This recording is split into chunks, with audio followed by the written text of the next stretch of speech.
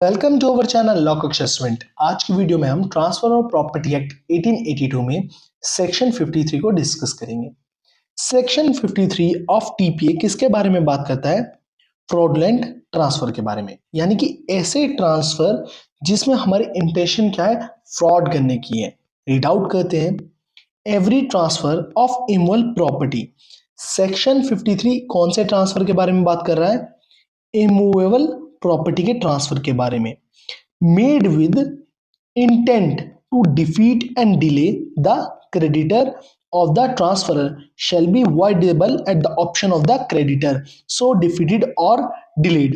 अगर हम बात करते हैं, जो मैंने पैरा रीड आउट करा है सेक्शन 53 में सब सेक्शन 1 में, तो वो क्या कहता है देखते हैं, एग्जांपल से समझते हैं। लेट्स सपोज ए एक पर्सन है, क्लियर। अब उसे पैसे की जरूरत पड़ी, तो उसने एक व्यक्ति था बी, उसका फ्रेंड, उससे पैसे ले लिए, क्लियर, 5 लाख रुपीस। अब बी ने कहा कि आप मुझे कुछ क्या करो भाई, मैं आपको पैसे दूंगा, आपने नहीं लौटाए तो उसने क्या करा, अपनी प्रॉपर्टी क्या कर दी? मॉर्गेज कर दी, क्लियर, बी को। तो बी कौन हो गया? Creditor, clear. अब ए को और पैसों की जरूरत पड़ी, तो वही प्रॉपर्टी उसने क्या करी? सी को सेल कर दी। तो यहां पे जो ए की इंटेंशन थी वो क्या थी कि जो क्रेडिटर है उसे डिफीट कर दे या डिले कर दे। जो भी प्रॉपर्टी ट्रांसफर करी गई है, जो भी इमूवेबल प्रॉपर्टी को ट्रांसफर करा गया है, किस इंटेंशन से? मेड विद द इंटेंशन या विद इंटेंट टू डिफीट और डिले द क्रेडिटर्स। अब ये क्रेडिटर्स कैसे यूज करा गया है? लेट्स सपोज एक पर्सन है, उसे पैसे की रिक्वायरमेंट है। अब वो क्या कर सकता है? ए से बी से भी पैसे ले सकता है, सी से भी पैसे ले सकता है, डी से भी पैसे ले सकता है, क्लियर। बी से ले लिए 2 लाख, 1 लाख लिए किससे? सी से, एंड डी से ले लिए क्या? 3 लाख। तो ये सब क्या हो गए? क्रेडिटर्स हो गए, क्लियर।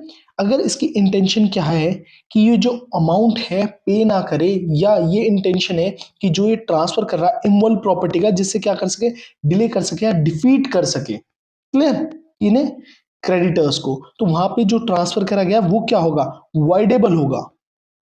किसके ऑप्शन पे? At the option of the any creditor, clear. But इसमें दो एक्सेप्शंस है। क्या एक्सेप्शंस है? Nothing in this subsection shall impair the rights of the transferee in good faith for consideration. Let's suppose a एक person है, clear, उसने property mortgage कर रखी थी किसके पास? बी के पास। और बी से क्या ले रखा था? मनी ले रखी थी, कितने? 5 लाख रुपीज। तो बी क्या हो गया था? Creditor, clear. अगर हम बात करते हैं, इसने ए ने प्रॉपर्टी किसे दे दी? सी को दे दी। और जो सी है वो क्या है? बोनाफाइड परचेजर या बायर कह लीजिए। बोनाफाइड बायर का मतलब क्या हो गया? उसने गुड फेथ में कंसिडरेशन देके, यानी कि प्राइस देके क्या करिए? ये प्रॉपर्टी परचेज करिए। तो ये जो सेक्शन है 53, वो इस सिचुएशन पे एप्लीकेबल नहीं होगा। बी क्या कर सकता है? स्यू कर सकता है ए पे रिकवरी करने के लिए अपनी मनी को, बट वो सी पे स्यू नहीं कर सकता। क्यों? क्योंकि सी क्या है? Bona fide buyer. उसने क्या करा है? गुड फेथ से, यानी कि ट्रू इंटेंशन के साथ कंसिडरेशन देके वो प्रॉपर्टी क्या करिए? परचेज करिए, क्लियर। अब दूसरा एक्सेप्शन क्या है हमारा सेक्शन 53 का? Nothing in this subsection shall affect any law for the time being in force relating to the insolvency. यानी कि इंसॉल्वेंसी के केस में भी कोई लॉ रिलेटेड है किससे? इंसॉल्वेंसी से। तो वहां पे भी हमारा सेक्शन 53 एप्लीकेबल नहीं होगा, clear. A suit instituted by a creditor which terms include a decree holder। अगर हम बात करते हैं क्रेडिटर टर्म में, किस सेक्शन में? 53 में। तो वहां पे जो क्रेडिटर टर्म यूज करी गई है उसमें क्या है? डिक्री होल्डर भी इंक्लूड है। डिक्री होल्डर कौन होता है? जिसके फेवर में डिक्री पास करी जाती है by the court, clear. whether he has or has not applied for the execution of his decree to avoid a transfer on the ground that it has been made with intent to defeat or delay, the creditors of the transferor shall be instituted on the behalf of or for the benefit of all the creditors। तो ये para क्या कहता है? Let's suppose जैसे कि मैंने आपको बताया था क्रेडिटर्स टर्म्स के बारे में कि एक पर्सन है, उसे मनी की रिक्वायरमेंट थी, तो उसने क्या ले लिया, लोन ले लिया बी से भी, सी से भी एंड डी से भी, और अपनी प्रॉपर्टी क्या कर दी, मॉर्गेज कर दी।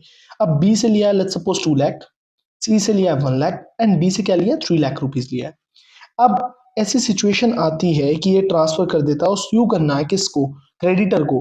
तो इन सब में से बी सी डी में से कोई एक क्रेडिटर भी क्या कर सकता है, स्यू कर सकता है। ये माना जाएगा उसने सब क्रेडिटर्स के सारे यानी कि सारे के सारे क्रेडिटर्स के बिहाफ पे क्या करा है, सूट करा है किसके ऊपर, ए के ऊपर। समझ आ रहा है, ये सारे क्या है, क्रेडिटर्स हैं, बी सी डी। तो इनमें से अगर एक ने भी क्या कर दिया, केस कर दिया, लेट्स सपोज बी ने केस कर दिया किसके ऊपर, ए पे, तो ये माना जाएगा कि ये सारे के सारे क्रेडिटर्स के बिहाफ पे क्या करा है, बी ने केस करा है किस पे, ए पे। Clear. Come to the next slide.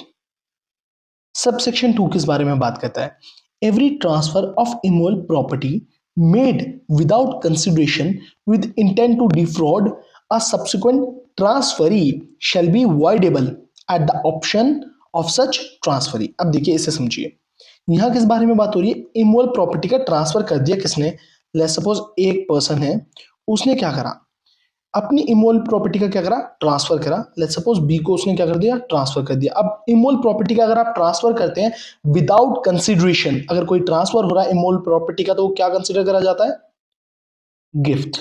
Clear. तो ए के पास कोई प्रॉपर्टी थी, उसने बी को क्या करी, वो प्रॉपर्टी गिफ्ट कर दी। क्लियर।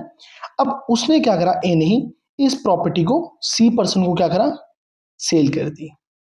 यही सेम प्रॉपर्टी क्या कर दी, सी पर्सन को सेल कर दी। तो ये जो प्रॉपर्टी सेल हुई है, ये सब्सिक्वेंट ट्रांसफरी के ऑप्शन पे क्या होगी, वाइडेबल होगा। ये ट्रांसफर सब्सिक्वेंट ट्रांसफरी के ऑप्शन पे क्या होगा, वाइडेबल होगा। अब सब्सिक्वेंट ट्रांसफरी कौन है, सब्सिक्वेंट ट्रांसफरी है बच्चों सी, फर्स्ट ट्रांसफर उसके बाद वाला सब्सिक्वेंट ट्रांसफर। क्लियर। तो सब्सिक्वेंट ट्रांसफरी कौन हो गया, सी। तो सी के ऑप्शन पे ये जो ट्रांसफर है क्या है, वॉइडेबल है। Clear. Come to the next para. For the purposes of this section, no transfer made without consideration shall be deemed to have been made with intent to defraud by the reason only that a subsequent transfer for consideration was made. अगर हम एक बात करते हैं, let's suppose a एक person था, उसने क्या करा, विदाउट कंसिडरेशन यानी कि गिफ्ट, क्लियर, इमोल प्रॉपर्टी का ट्रांसफर करा और उसने वही प्रॉपर्टी क्या करी, सी को सेल कर दी। क्लियर।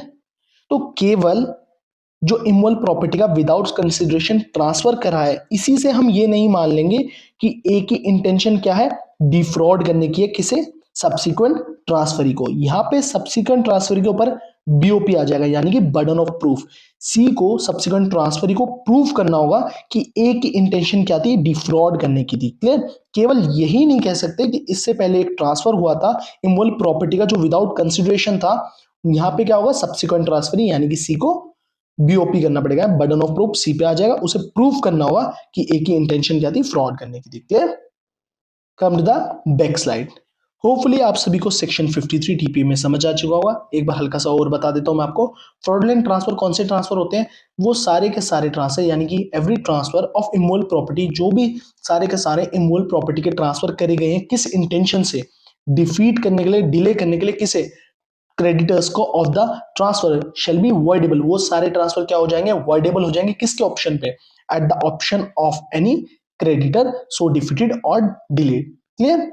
होपफुली आप सभी को सेक्शन 53 फ्रॉडलेंट ट्रांसफर समझ आया। ट्रांसफर ऑफ प्रॉपर्टी एक्ट में अगर कोई भी क्वेरीज है, कोई भी प्रॉब्लम है किसी भी पॉइंट में, किसी भी सेक्शन में, किसी भी लॉ सब्जेक्ट में, तो विदाउट हेजिटेट आप मुझे मेरे इंस्टाग्राम अकाउंट shubhamdobal.22 में डीएम कर सकते हैं। इंस्टा अकाउंट का लिंक डिस्क्रिप्शन में। आपको कहीं भी किसी भी सब्जेक्ट में, टीपीए में कहीं भी प्रॉब्लम आ रही है, इंटर्नशिप में प्रॉब्लम आ रही है, कहीं भी मेरी गाइडेंस की जरूरत है, तो प्लीज आप मुझे डीएम जरूर करें।